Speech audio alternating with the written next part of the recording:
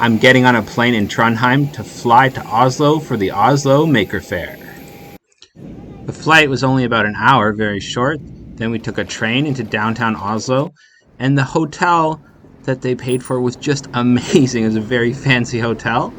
I really enjoyed staying there. Nice breakfast. There was even a pool in the basement.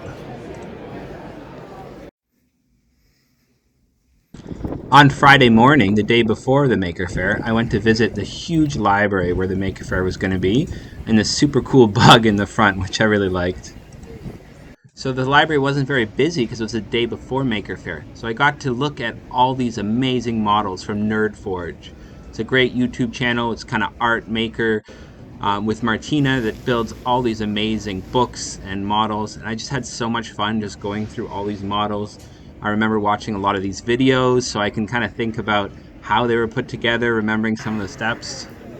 And this is a place I'll be set up tomorrow. Late on Friday, the van arrived from Trondheim with all my stuff for the Maker Faire. So this is Saturday morning, the first day of Maker Faire. They gave me a nice t-shirt, just looking around this beautiful library with this huge open concept. There's so much space. And here I'm grabbing my stuff to set up for Maker Faire. It's nice that they had an elevator. And here I'm putting on my costume, Exploding Science Mistake Guy with Explosion. Here I'm filling up the pool. This took forever with the bucket. This is the first boat that someone built. And in total there were 17,000 people that visited Maker Faire. It was super, super busy. There were so many people. People built so many boats. Look at this. So at this point I was getting ready for my big talk. You can see the whole 8-minute talk on this YouTube channel. Just click on the video in the description for this video. Yes, my name is Alexander Cordes. I'm from Trondheim. I'm going to talk about building your own makerspace for really cheap. For me, a makerspace is about bringing creativity back and the joy of making new things. And I feel like if it's too expensive, too high tech, that becomes a barrier. It becomes not accessible. So I think things should be simple and cheap so people can be creative. My whole idea is to start with an empty space. Hopefully it looks a little bit better than that one up there. You just have an empty room, and that's your makerspace. And then together with students, you build the machines and you build the tools as cheaply as possible. And setting up the makerspace is part of the making, right? You're a maker, so you can make things. So you might as well make the makerspace. And schools often have free rooms. Partially free, or sometimes they have rooms that are always free. They could be a makerspace, but they're waiting for people that know what to buy, and they're waiting for the money to buy the equipment. So we can use e-waste to build stuff. So e-waste is just all the old electronics that nobody wants anymore. And then these are all the parts that are inside a 2D printer. A lot of stepper motors, gears, linear rails, a lot of good stuff that you can use for 3D printers. Then there's a picture there of my homemade 3D printer that I made out of wood and the cheapest components. And here, any student can look at the printer and see how it works. It's not all covered up in a box. It's all accessible. It's all really cheap. So they can try and make a 3D printer that breaks and they can try again.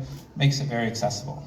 And also really good to have a relationship between like the e-waste company and the makerspace so that they can bring lots of CD players and whatever with motors, parts that they could use. If your students in the makerspace build something like solar cookers or wind turbines from cheap materials, that can be built in other parts of the world for cheap. So now you're thinking about how you can make an impact in the world with what you're making, thinking about what to focus on. So I believe that this is the opposite of what a standard teacher would focus on. So in a makerspace, I'm focused on the feelings of the students, how they feel. Are they anxious? Do they feel comfortable?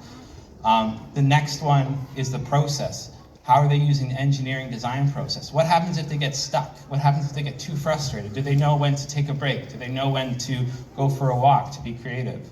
And in a standard school, the good final product, the answer on the test or the final project is usually the only thing that matters, no matter how they got there in the process or how they feel or how stressed they were. Just really quickly about some of my projects.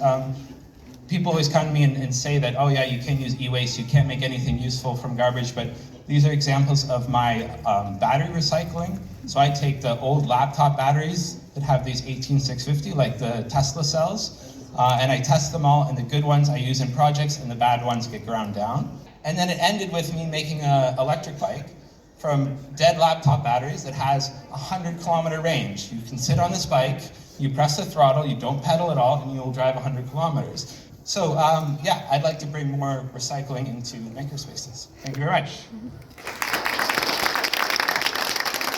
It was really nice. Some students watched my booth as I did my talk.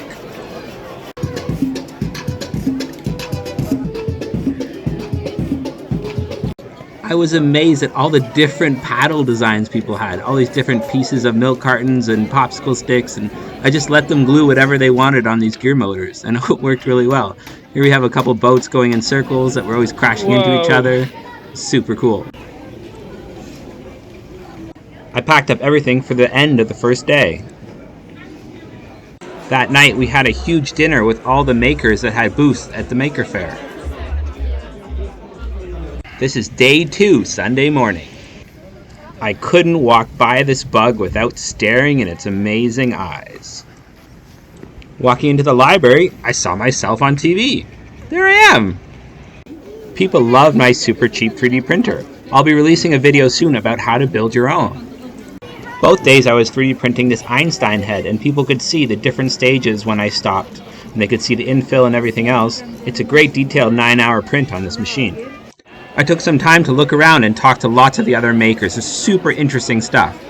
Then I was looking a little bit more at how much space there is here, and I'd love to build planes here next year and have kids fly slow planes around.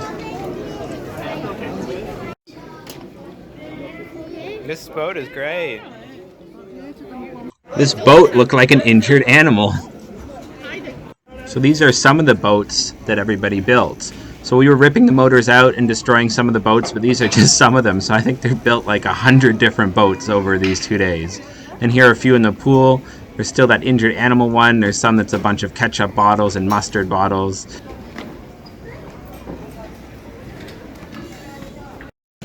This was sad. It was already 40 minutes past 5. So Maker Faire was over, so I had to stop this print.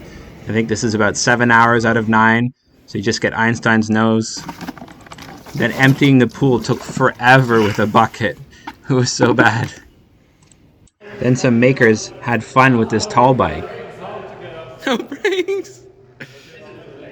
It's good, isn't it? This is Monday morning. There was a really nice buffet included with the hotel room. And this is our Monday afternoon flight back to Trondheim. The clouds were really beautiful on the way back, so I took a lot of video of these clouds. Overall, it was an amazing trip, and I just feel so honored to travel all the way to Oslo just for a Maker Faire. I loved it.